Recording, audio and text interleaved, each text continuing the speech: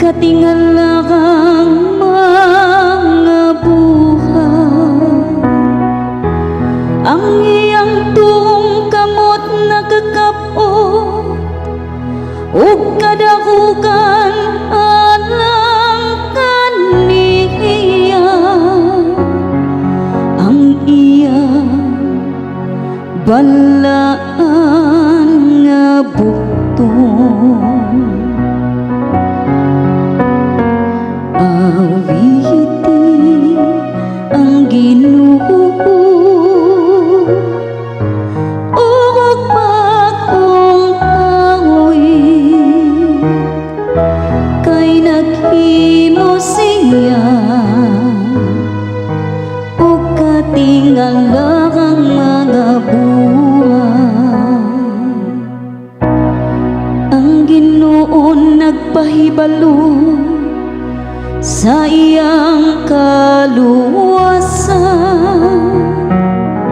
sa tubangan sa kanasuran, iyang gipahayag ang iyang katarong.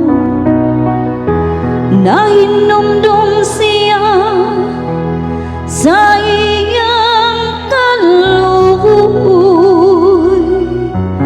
ug sa iyang kamatinud-anon alang sa balay sa Israel.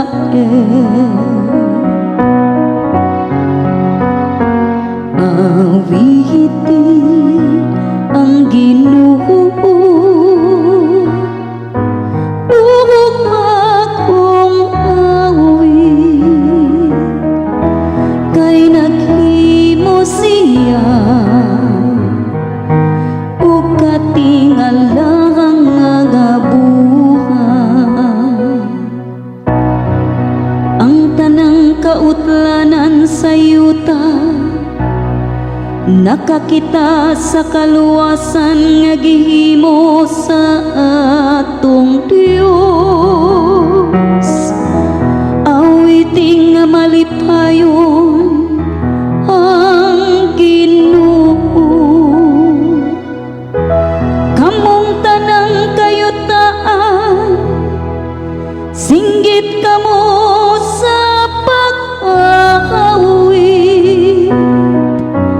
pag-awit kamo pagdaig.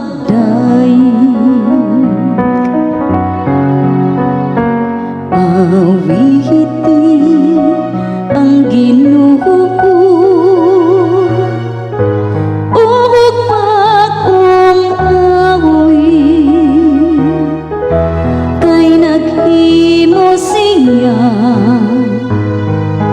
ug katingala